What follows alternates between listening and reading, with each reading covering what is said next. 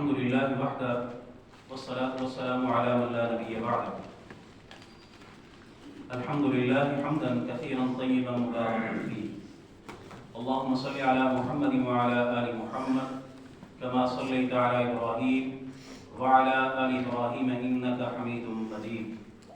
اللهم بارك على محمد وعلى آل محمد كما باركت على إبراهيم وعلى آل إبراهيم إنك حميد مجيد. رب اشرح لي صدري ويسر لي أمري واحلل عقدة من لساني يفقهوا قولي رب زدني علما. اما بعد، آج ہماری گفتگو کا جو موضوع ہے وہ ہے مجلس کے آداب. اس میں ہم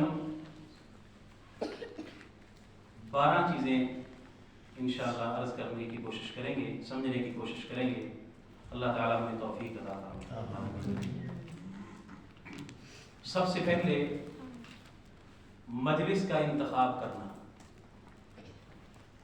کہ ہم نے کس مجلس میں جا کے بیٹھنا ہے اور کس مجلس میں جا کے نہیں بیٹھنا.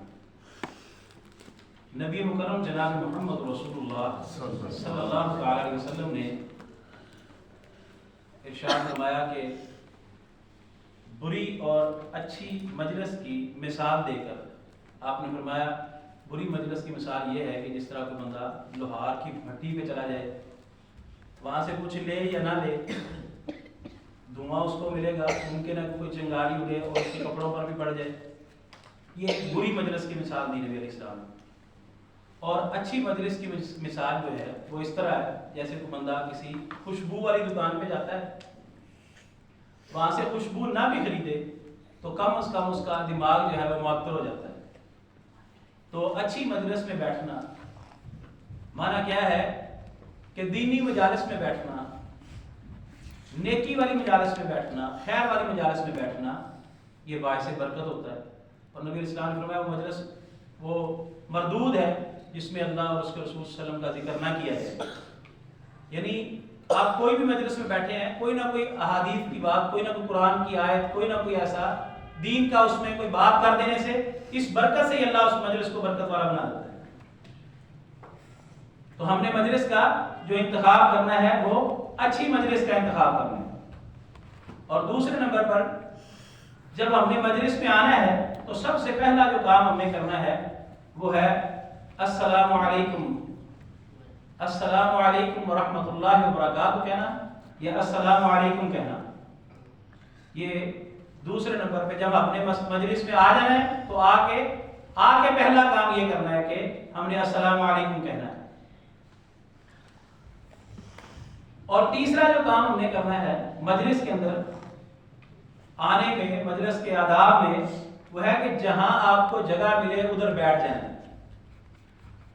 3 لوگ آئے، ایک آگے اس کو آگے جگہ ملی وہ آگے ادھر بیٹھ گیا، ایک پیچھے اس کو جگہ ملی ادھر بیٹھ گیا، ایک چلا گیا.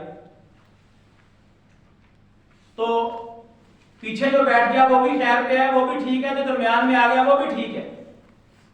ایک جو ہے مجلس میں آ کے بیٹھنا اور پھر ایسے طریقے سے بیٹھنا کہ ایک دوسرے کے اوپر کندھوں کو پھیلاتے ہوئے آگے جانا، یہ نہیں کرنا چاہیے. جس جگہ پہ جگہ ملے وہاں پہ بیٹھ جانا چاہیے. اور چوتھے نمبر پہ کسی بھی شخص کو اس کی جگہ سے نہ اٹھایا جائے.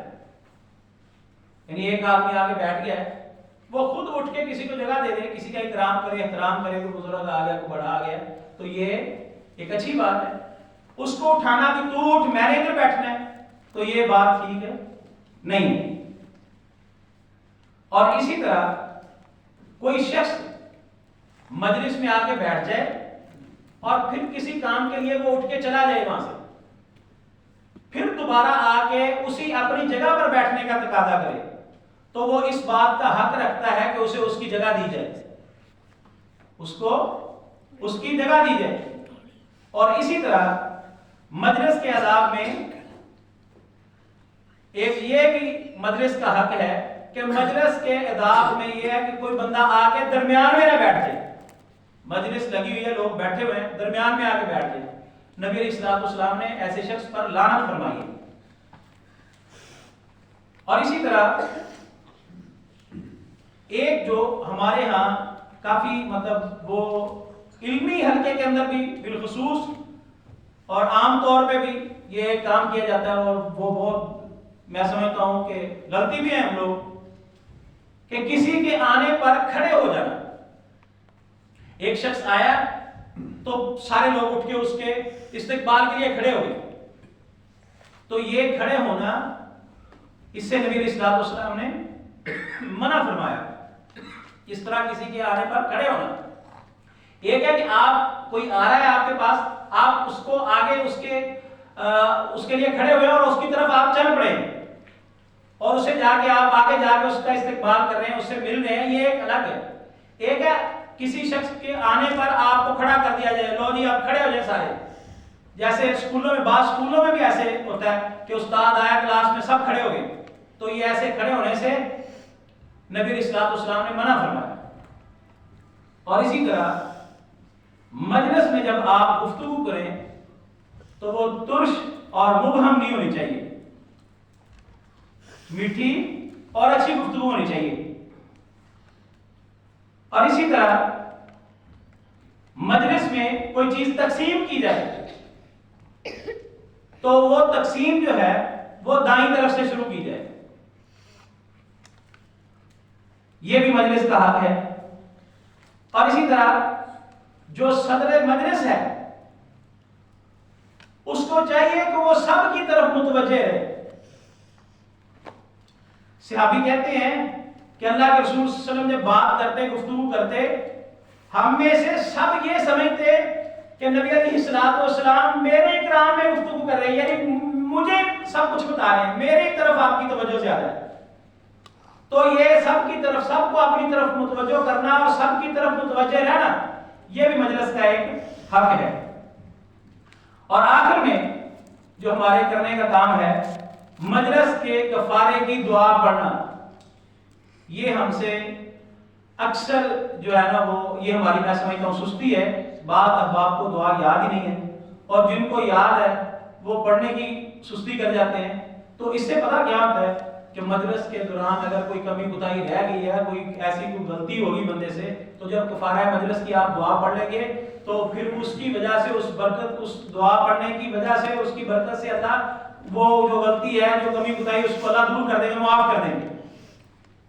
تو یہ چند چیزیں مجلس کے آداب کے حوالے سے تھی۔